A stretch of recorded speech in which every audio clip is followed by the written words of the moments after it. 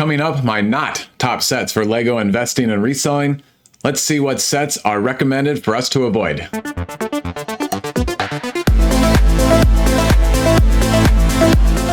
Welcome to KDX Bricks Analytics, where I watch all the Lego investing and reselling videos so that you don't have to. So let's jump right into it. Time for another not top sets video when it comes to Lego investing and reselling. If you like to make money instead of lose money, which I think is true of most of us, in your Lego investing business or hobby, then definitely avoid picking up these 9 sets. This table covers January 1st to April 30th, 2023, and this is the April 16th to April 30th new data update. I watched 154 videos, got 794 Lego set mentions during this 4-month period. And as you know, every time a Lego set is mentioned, I write it down and apply an enthusiasm score. And if the YouTuber says it's a set that they are avoiding for investing and reselling, then of course I mark that down too, put that on this separate video, and make these videos for my channel. Oh, and don't forget, my videos are for entertainment purposes only. I do not provide financial advice. You got to get that from somebody else. First off is set 75318, The Child. Definitely avoid it for investment purposes. I guess for what it is, it's okay. It's a little way too study for me, and I don't mean that as a compliment. But yeah, I just don't see this grabbing any attention in the aftermarket. Scrolling down the table, don't worry about the few that I highlighted green. We'll talk about those at the end. But next up is 10278, The Police Station Creator Expert Modular Building. It looks like this one is going to retire at the end of this year with a 3-year shelf life. I'm not quite as down on this set as the person that said to avoid it for investment and reselling purposes. It has 1 mention on this table, but it's still a pretty good price at $200 for these modular buildings for almost 3,000 pieces. That's about 400 more pieces than the bookshop modular building at the same price. So this one could do okay, even though the building doesn't have too much detail on the exterior. It looks a little utilitarian, which it should be for a police station. Now on to the Technic 42127 Batmobile. 1 mention to avoid. I agree with that. And I did mean to say at the top of this table that the child set had 4 mentions over this 4-month period against investing and reselling. Now on to the Guardians Ship 76193. $160 for 1,900 pieces and 6 minifigures. Very good minifigures. Some of the minifigure elements are exclusive to this set. I don't think that I fully agree to avoid this one. I don't think it'll do great in retirement, but it could do okay. I agree with this set, the Rocket Mech Armor 76243. Nothing particularly special about the new line of mechs that just came out. 42130, the BMW M1000RR Racing Motorcycle. It looks fantastic, and it's a really cool set, but it's $250, and I just don't think that it is $250 cool, so I agree for avoiding this set. And now to the bottom of the table, 3 of the 4 new Sonic play sets that just came out, and they're already hitting the avoid for investment table, which I totally agree with. These sets are still cool for fun. My kids, I'm sure, will get 1 or 2 of these and enjoy playing with them. They really like the stunt sets, but this one here is Sonic's Speed Sphere Challenge, and then this one is Tails Workshop in the Tornado Plane 76991. Good minifigures. And then lastly, which to me is by far the best of the 3 from an adult perspective, is 76992, Amy's Animal Rescue Island. The Tails and Amy minifigures are nice. The little animals look good. In terms of the look, it's very pleasing to the eye. All right, now let me go back up the list here and look at these sets that I highlighted green. I got a great comment on my last not top sets video. I really should look and see who provided these comments when I quote them to give credit. I'm sorry, I forgot to do that again. They said, hey, at the end of these videos, I could either give my top 3 sets that I agree with to avoid, you know, like these are my worst 3 sets that I'm absolutely avoiding. Of course, most of the sets that are on these not top lists, I'm avoiding for investment and reselling. And then the person also suggested I grab 3 sets for a list of sets that I disagree with and that I am interested in for investing and reselling purposes. These are not sets that got mentions during this last 2-week period, but I'm going to pull 3 sets that are on this table that I actually kind of like. Some of them I really like. Starting out with this set 75324, the Dark Trooper Attack. I know this set is not very popular. It already has 3 mentions against investing and reselling. You can get it for around $25. 4 really good minifigures. Cool scene in the Mandalorian show, which of course is the most popular Star Wars series right now. But a lot of people are avoiding it because those Dark Troopers are just not really massable. People want tons of clones for a clone army. People aren't looking for tons of Dark Troopers for a Dark Trooper army. But the reason I think this set has the potential to do pretty well is because with the new dioramas coming out, I think this one kind of fits in with that diorama series. And I've always found that the corridor hallway sections and the battle scenes in those and all the Star Wars shows and movies are really cool. Just that super futuristic hallways and how the doors open and close are really neat, and all the lights in the walls. I've always liked that. So I think this scene just looks really good, and therefore I like this set. I don't think it'll do great in retirement, but I think it could do okay if you can get them at a good price. Next up is this set 75292, the Razor Crest. Very expensive, $140 for 1,023 pieces, but it's the first Razor Crest that Lego's ever produced, and they may not produce many more because because it got blown up in the first season of The Mandalorian. In terms of its detail and accuracy to the source material, it is spot on in many places, and I think it's going to be very popular. The minifigures are a little weak because they are not generally exclusive other than maybe one or two minor elements. Also, this set has been on the shelves since 2020, which is going to scare off a lot of investors. If you're willing to keep it for a pretty long hold time, I think it'll do very well in retirement, but we got to see if Lego ever produces another one. It won't be anytime soon. And then a set that made this list that I 100% disagree with, and I don't know how somebody can even consider this set to avoid for investing and reselling purposes. This is the Inquisitor transport site. It is a fantastic set at 924 pieces, 4 exclusive minifigures, $100. Yes, this mini series wasn't as popular as some of the others, but the set is fantastic, and these minifigures are so good. There's the Grand Inquisitor, great detail. The face and expression is spot on in my opinion. And then Fifth Brother also looks really good with the detail. They probably could have gone for a second paint application to thicken that up on the headpiece, but overall looks really fantastic. Of course, the Ben Kenobi minifigure with the bluish torso and the tan cape looks really good. And then this is one of my favorite, actually. It's a little simpler in terms of the pieces to make this minifigure, but the third sister looks spot on. I see that minifigure and I